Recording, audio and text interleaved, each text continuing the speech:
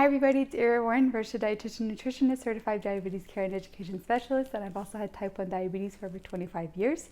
So I have an online private practice where I have consultations with people with type 1 all across the United States, and I also work at an outpatient endocrinology clinic. Today I want to talk about something that's very true to my heart, and it's diabetes burnout. I think we have such a high expectation of where we should be with our control, and we may really want it, but due to many different reasons, we just aren't hitting our goals or even close to those goals. And so we get worn out and we think like, I can't do this, I can't, I know I should have great blood sugar, maybe I shouldn't eat that piece of candy or sandwich or whatever it is. And then we get online for motivation, and then we see posts about other people who are, killing it with their blood sugar, and look at my awesome time and range. And I'm here to just let you know that that's not the goal. The goal here is not perfection, it's progression. And the goal is not to have the most fantastic time and range forever and always. It's about improving yourself and knowing where you currently are and just getting a little bit better. I know that we, especially being on social media, I know that we compare ourselves to others' best selves, and so we think that we are supposed to hit this high level all the time, and it's in our faces, and then something happens and we think, oh, well, I can't do that, I can't do this, I'm so bad at this, and we just keep knocking ourselves down. And the more we do that, we just it's hard to pick ourselves back up and think like, you know what, I don't have to achieve that, and that's not where I am right now. I feel like the biggest thing, so what I've been working on with a couple of patients lately is just to look in the mirror, see yourself and say something really positive, but also make sure that it's sincere. And understand that you got a lot going on, and maybe the goal isn't to have this great time and range. Maybe it's getting 1 or 2% more in your goal time and range, or maybe your A1C's been really high and maybe you just want to notch it down half a point or even a 0.1 of a percentage down.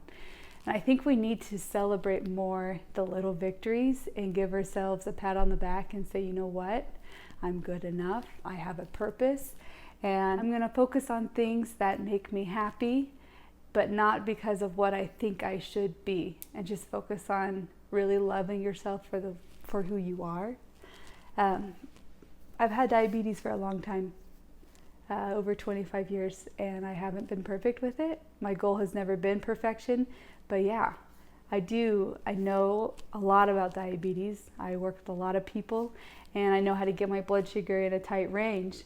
But that doesn't mean I don't make brownies with my son, who I love making brownies with.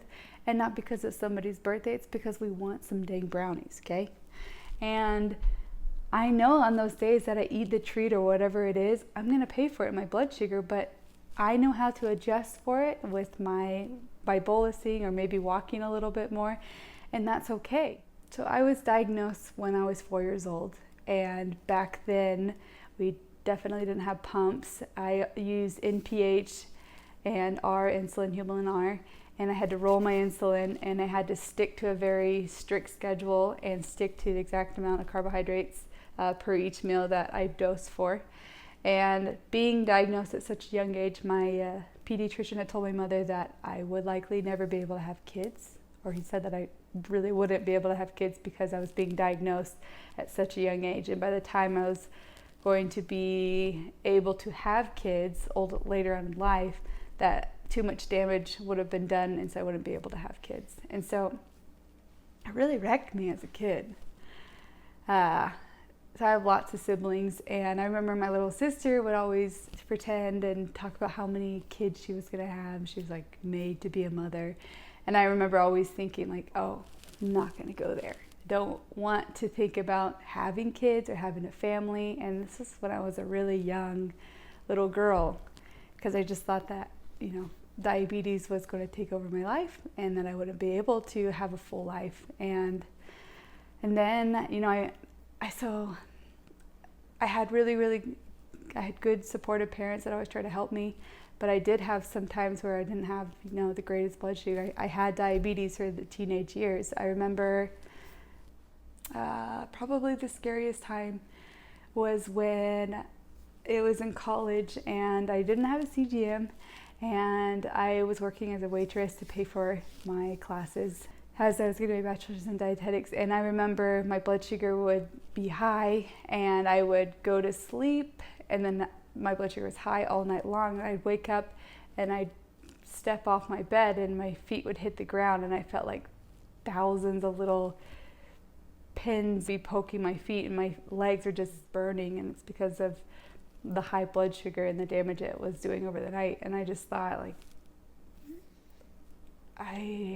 it was a scary time, and I didn't think that, you know, I would ever have kids, and I thought that I'd done too much damage to myself. And so it was during that time where it's like, well, it's only going to get worse or it's going to get better. And it was a pivotal moment in my life when I decided that I want to do everything I can to dedicate my life to helping others with type 1, and to let them know that you do not have to be perfect. It's about finding progression and learning and making your baseline better, so that when we go through these ebbs and flows of motivation, you can still get back to that good level of control.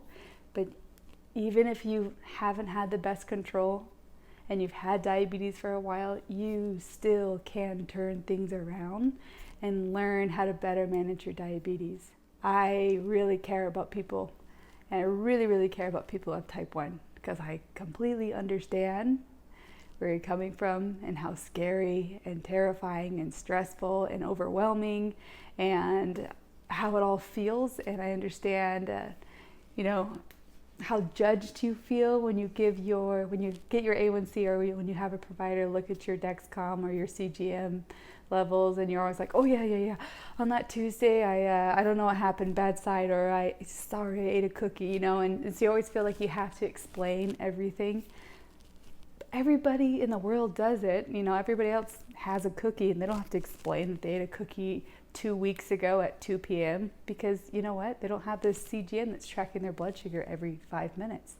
There's a lot of blessings from that, but I think that we're just on this hyperdrive of this expectation of where we should be, and especially when we have people peering in and looking at, I feel like our CGM reports are like our personal diary. And so we go to our endocrinologist and we're like, oh yeah, look, yeah, read all of my innermost personal thoughts ever and then judge me on it. And it's terrifying.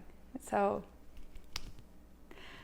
yeah, we need to be each other's cheerleaders. We need to support one another. We need to teach each other the education that we've learned that's been really helpful. And I think that support system is just huge. And just having an educator who's a cheerleader and understands that you don't have to be perfect, but you're making progression, and that you want to learn, you want to do better. I think wherever you go, you need to find provider who's your cheerleader, because you deserve that and you don't have to be perfect. So flash forward today, I have 2 kids. I had very healthy pregnancies. I keep my A1Cs in the 5s, but I'm okay if I have an A1C above that, or if I have a bad day, or because that's life. But I know that I can keep my baseline a good control, and that's what it's about. And so you don't have to be perfect. It's not about perfection, it's about progression. And know that you are good enough. And I want you to also just be positive with yourself. Understand your unique goals, and not to strive for this unrealistic perfection bar, because it's about progression here. So hopefully you're having a good day. I just felt very strongly about speaking this to you, and I will see you next time. Okay. Bye-bye.